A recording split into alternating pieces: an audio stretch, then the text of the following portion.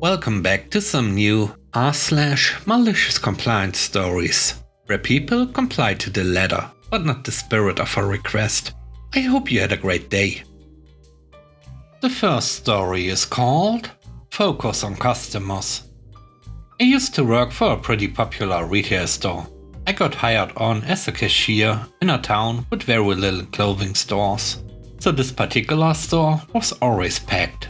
As soon as I started working, I realized the management was terrible. The supervisors always told you one thing and the managers another. They never talked to each other and expected you to do what you were told. I tried listening or explaining whenever what they said contradicted each other. But things always got worse because I was talking back. So I stopped and started always saying, "Yes, ma'am." One day it was extremely busy. The person who cashiered before me failed to put away their hangers. The store reused hangers and made it a big deal to put them away. The manager who trained me told me that between customers I could put away a handful of hangers, just so I didn't get overloaded. So that was what I was doing, when over the walkie I heard, "Register number 2, get back to your register. Don't put away hangers when there are customers." Fine, I won't then. We worked for over 3 hours straight without a break in the line, so the hangers piled up. Under the register was flooded and crammed with hangers. On the counter was a huge pile of hangers. Customers were having trouble putting merchandise on the counter. Finally, the manager who trained me walks over to me and looks so annoyed with it all. She asked why I wasn't putting hangers away between customers. I was told not to. Customers come first. She rolled her eyes as she starts to untangle them. "Yeah, but this is unacceptable.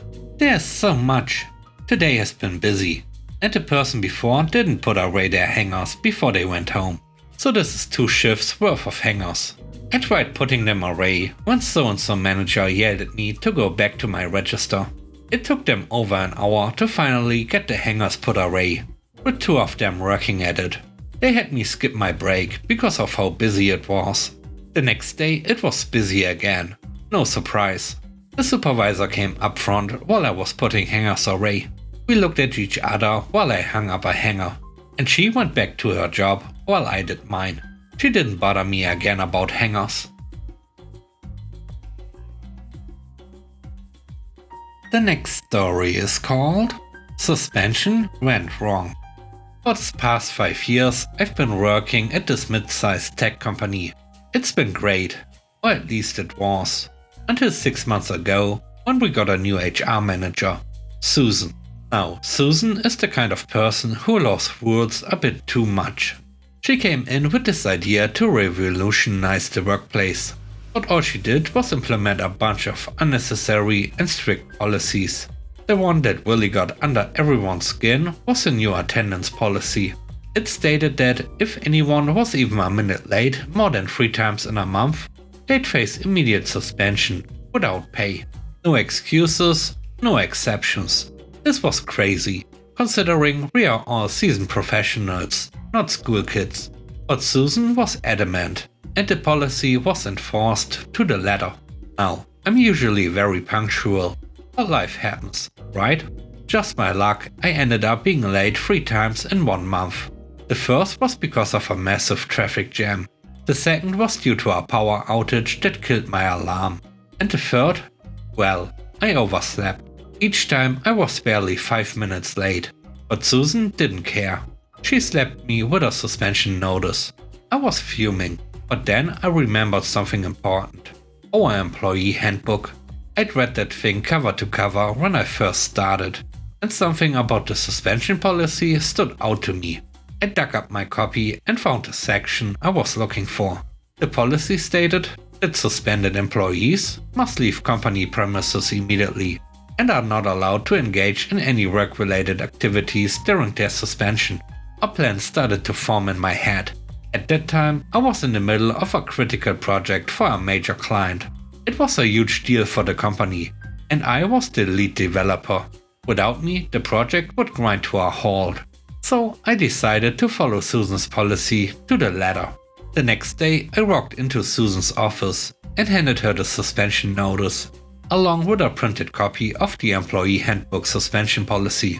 I told her, as per the company policy, I will be leaving the premises immediately and will not partake in any work-related activities during my suspension, including the Johnson project. The color drained from her face. "You can't just leave the Johnson project," she exclaimed. But I just shrugged and said, "Company policy, Susan. I'm sure you wouldn't want me to break the rules." I gathered my things and left the office. The fallout was immediate. The project team was in disarray without me, and the client was getting antsy about the missed deadlines. The CEO himself called me 2 days into my suspension, begging me to come back. I explained that I was merely following company policy, as enforced by Susan. Long story short, the CEO had to intervene. My suspension was lifted, and I was back at work the next day. The best part? Susan's ridiculous policies were all reviewed and mostly scrapped. She is still with the company, but let's just say her enthusiasm for rulemaking has significantly diminished.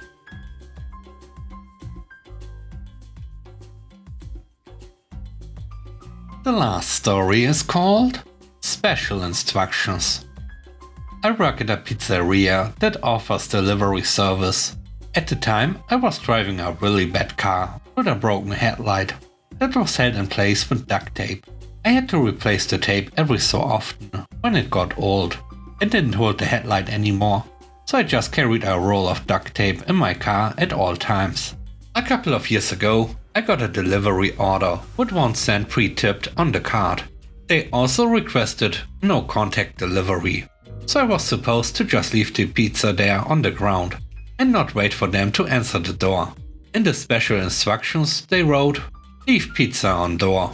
I figured it was a typo and they really meant doorstep, or maybe English wasn't their first language. Nevertheless, instructions were given and it was my job to follow them. I took the roll of duct tape and taped the pizza box to their front door. They never called the store to complain. I never got in trouble, and they always left a $4 tip anytime they ordered pizza after that. Thanks for watching the video. I hope you enjoyed it. If you did, please don't forget to leave a like, comment and subscribe. And if you have time, watch another one of my videos. And now, I hope you have a great day. See you soon. Bye bye.